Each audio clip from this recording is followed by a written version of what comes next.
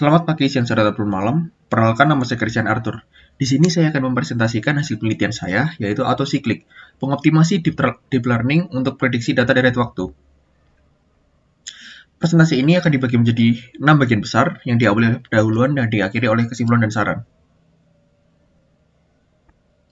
Tentunya, forecasting bukan merupakan masalah yang baru. Terdapat beberapa pendekatan untuk menyelesaikan masalah ini. Yang pertama adalah pendekatan statistika. Statistika untuk pendekatan metode yang sering dipakai adalah Sarima dan Arima, namun memiliki kelemahan, yaitu sulit untuk memprediksi data deret panjang dan sering mengalami overfitting dan underfitting. Kemudian, ANN pun hadir untuk menyelesaikan masalah ini. Dan metode yang sering dipakai adalah LSTM, RNN, CNN plus LSTM, dan GRU. Dan hasilnya melampaui pendekatan statistika. Dan kemudian pendekatan terbaru, yaitu menggunakan Deep Transformer, mengalami kesuksesan besar dalam data sekuensial.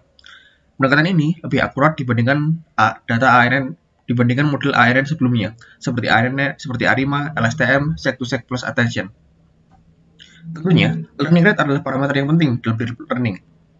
Learning rate yang tinggi, model bisa melewati minimum global, dan kemudian performanya menjadi buruk, dan kemudian learning rate yang terlalu rendah, model bisa stuck di minimum lokal dan sulit untuk optimal.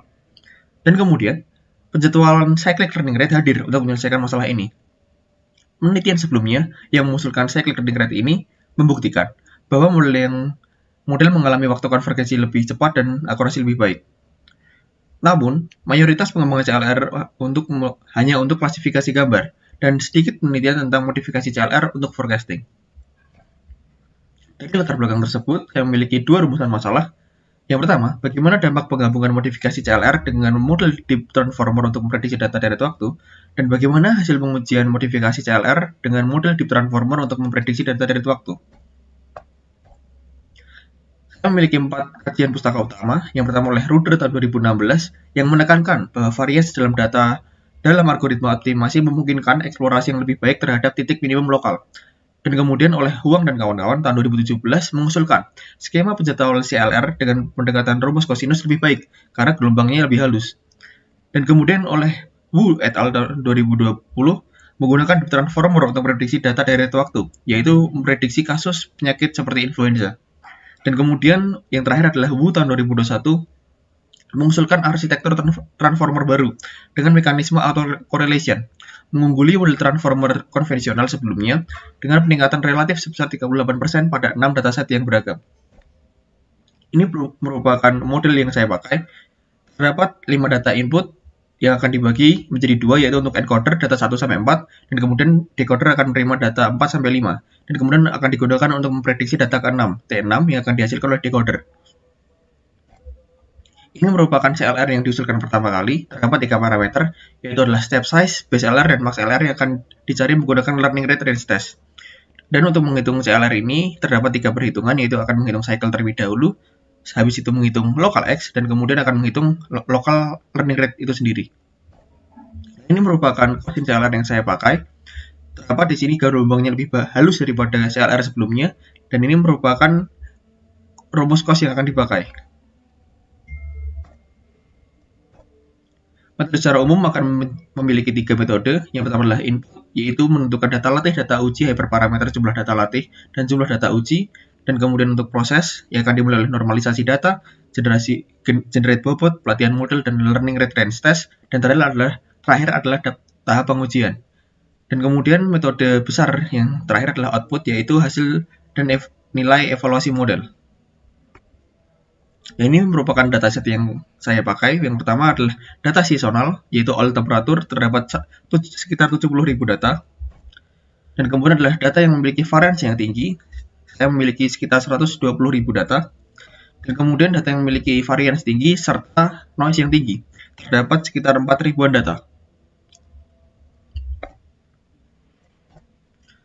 Perancangan untuk diagram oleh sistemnya, yang pertama adalah pengambilan dataset di beberapa data open source seperti Kaggle dan GitHub, dan setelah mendapatkan dataset akan dilakukan pre-processing data, yaitu normalisasi data. Data akan di-scale dari nilai min 1 sampai 1, dan kemudian yaitu pelatihan Deep Transformer itu sendiri, dan kemudian akan dilakukan learning rate range test, dan setelah dilakukan learning rate range test untuk menemukan parameter cyclic learning rate, akan dilakukan pengujian model Deep Transformer dengan batch autocorrelation variance scheduler atau autocyclic, dan kemudian akan didapatkan nilai MAE dan MAP-nya. Ini adalah metode yang saya usulkan, yaitu adalah autocyclic. Yang pertama ini adalah setiap item dalam batch akan dihitung autokorelasinya. Setelah itu, setiap nilai autokorelasi tersebut akan dimasukkan ke layer sigmoid.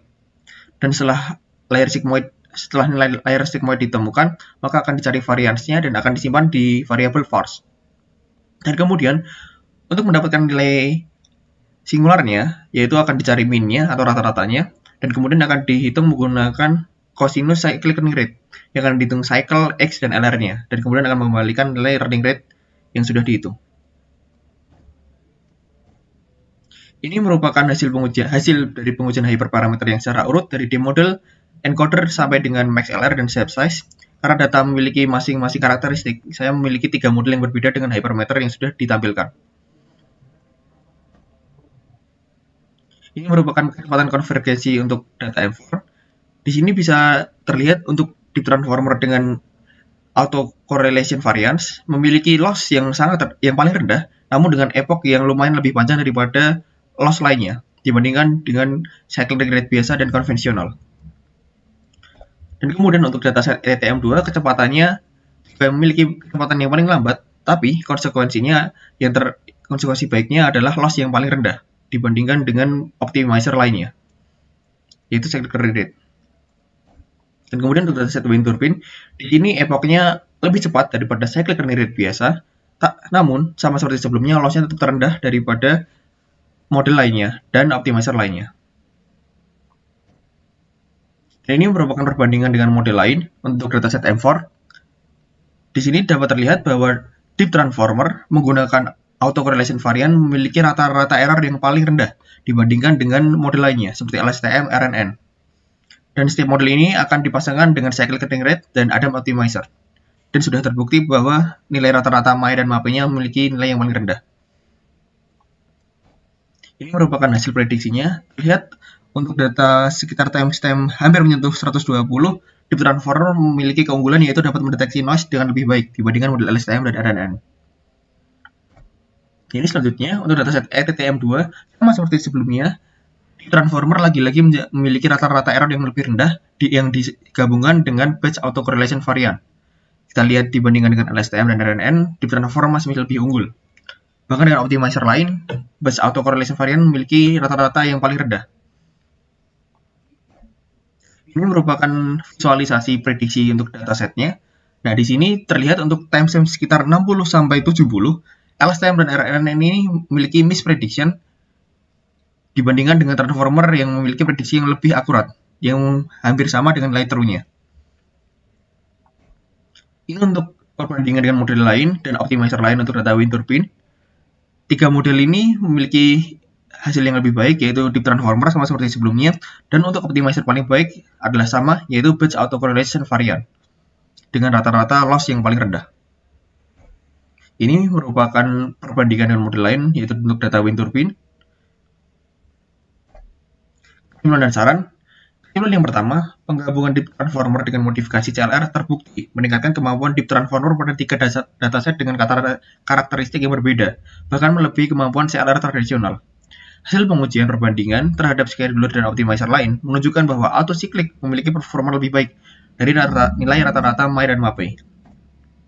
Saran untuk penelitian selanjutnya adalah autocyclic digabungkan dengan model transformer yang sudah dioptimasi untuk prediksi deret waktu seperti autoformer dengan penambahan lapisan autokorelasi yang lain seperti informer dan ETS former yang memiliki lapisan exponential smoothing. Sekian hasil penelitian dari saya. Terima kasih.